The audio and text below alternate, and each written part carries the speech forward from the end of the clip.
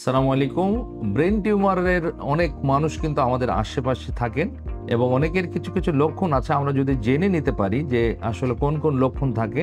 Brain tumour হলে সাধারণত প্রচন্ড মাথা ব্যথা থাকে, বমি থাকে, চোখে দেখতে অসুবিধা হতে পারে, শরীরের কোনো এক অংশ দুর্বল হয়ে যেতে পারে বা কোনো নার্ভ দুর্বল হয়ে যেতে পারে, প্যারালাইসিস হয়ে যেতে পারে, অনেক সময় রোগীরা অজ্ঞান হয়ে যেতে পারে। আমাদের এই যে ব্রেন টিউমার হয় সেগুলোর কিন্তু ডায়াগনোসিস করার জন্য মাথার সিটি স্ক্যান, এমআরআই এবং অন্যান্য পরীক্ষা নিরীক্ষা দরকার হতে পারে।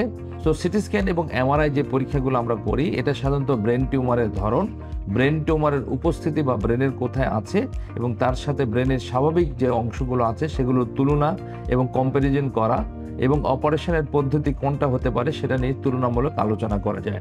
ব্রেন টিউমারের আধুনিক চিকিৎসা পদ্ধতির মধ্যে সবচেয়ে উল্লেখযোগ্য যে ধাপটি আছে সেটা হচ্ছে যে মাইক্রোস্কোপিক সার্জারি এবং তারপর মিনিমালি ইনভেসিভ সার্জারি বা এন্ডোস্কোপিক সার্জারি। এগুলো হলো আধুনিক পদ্ধতিগুলোর মধ্যে অন্যতম। মাইক্রোস্কোপ আসার পরে ব্রেন টিউমারের আউটকাম যেটা আছে সেটা অনেকটাই বেড়ে গিয়েছে এবং অপারেশন পরবর্তী জটিলতা, অপারেশনের সময় জটিলতা এবং অপারেশন পরবর্তীতে রোগী খুব দ্রুত রিকভারি করে নর্মাল লাইফে ফিরে যেতে পারে। সাধারণত ভালো জাতের টিউমার বা বিনাইন টিউমার যেমন মেনিনজোমা অথবা সোয়ানোমা, এই জাতীয় টিউমার যখন হয় এগুলোর আউটকাম কিন্তু খুব ভালো এবং এক্সিলেন্ট।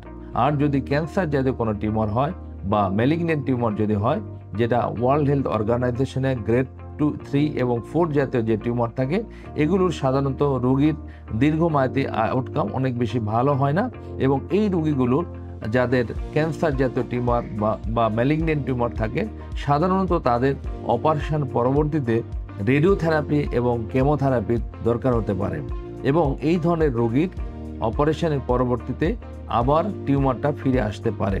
তবে আর্লি যদি রোগ ডায়াগনোসিস হয়, যদি আগে আমরা রোগটাকে ধরতে পারি, তাহলে খুব দ্রুত চিকিৎসা যদি আমরা শুরু করতে পারি, তাহলে কিন্তু রোগীটা অনেক সময় ভালো জাতের টিউমার থেকে ক্যান্সার জাতের টিউমারে কনভার্ট হওয়া থেকে বাঁচতে পারে এবং তার ভালোভাবে বেঁচে থাকার সম্ভাবনাটা কিন্তু অনেকাংশে বেড়ে যায়।